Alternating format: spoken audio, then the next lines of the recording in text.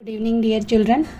Today I brought Bhakti Sufi tradition part 15, and this is the last topic of this chapter. And we have read many of the saints of Indian subcontinent during the time period of 800 century to 1800 century. Among them, you have remembered the name of Sufi. First, we have learned the Alwars and Nayanars. And we have learned Tantric tradition. We have read Tantric tradition also, and Tantric tradition we learned that goddess Devi's puja was done on that time period, and Brahmans also made changes in their thoughts and in their rituals.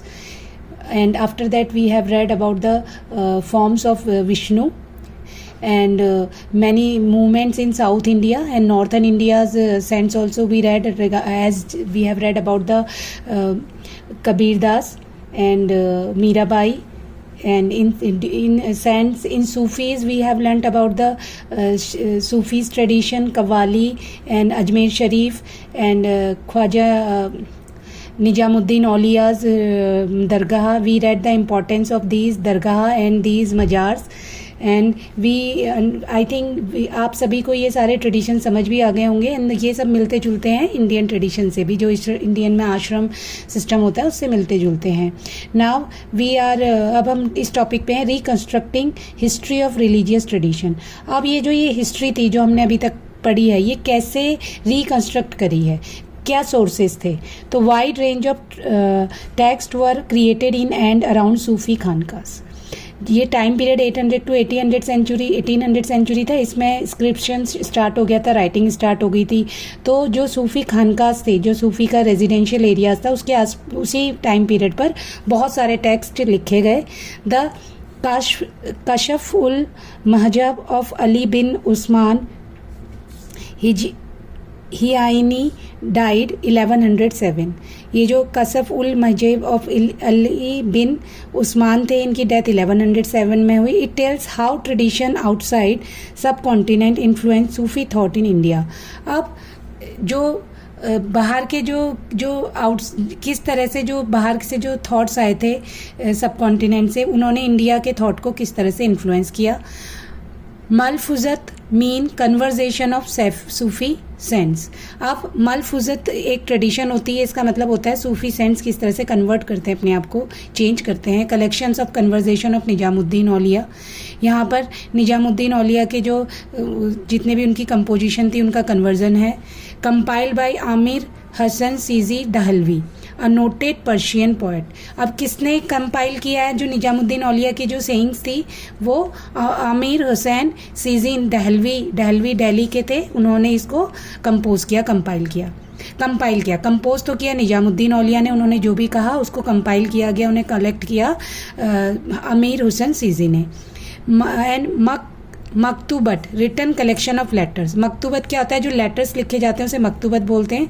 Written by Sufi masters addressing their disciples. और ये किसने लिखे हैं? सूफी masters ने लिखे हैं अपने students के लिए. हो सकता है उसमें मैसेज हो, बहुत सारी चीज़ें अपने स्टूडेंट्स को जो वो देना चाहते थे. It reflect sheikh's experience of religious truth that he wanted to share with others.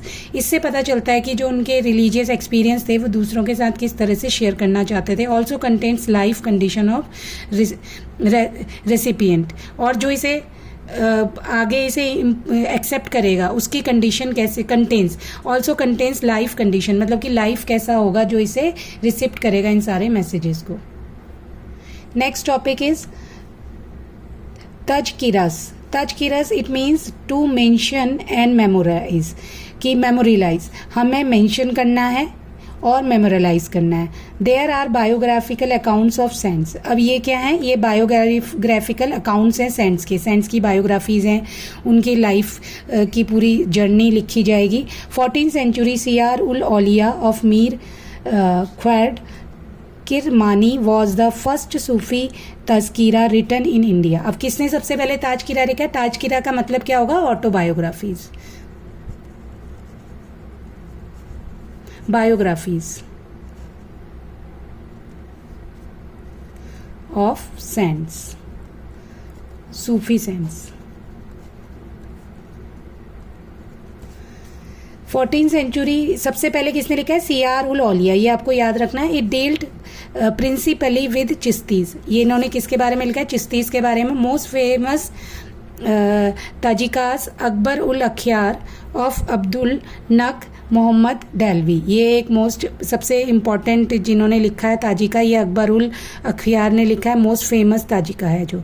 They help us to understand the nature of tradition of Sufis. इन अगर हम ये पढ़ेंगे ताजिकारास पढ़ेंगे तो इससे हमें सूफीज़ के ट्रेडिशन को अंडरस्टैंड करने में बहुत हेल्प मिल जाएगी. और ये जो हमारी NCERT की बुक है, ये जो लिखे हुए हैं कंटेंट, ये यहीं से सर्च करके इसमें लिखे गए हैं. तो I hope you have understand the topic also, chapter also.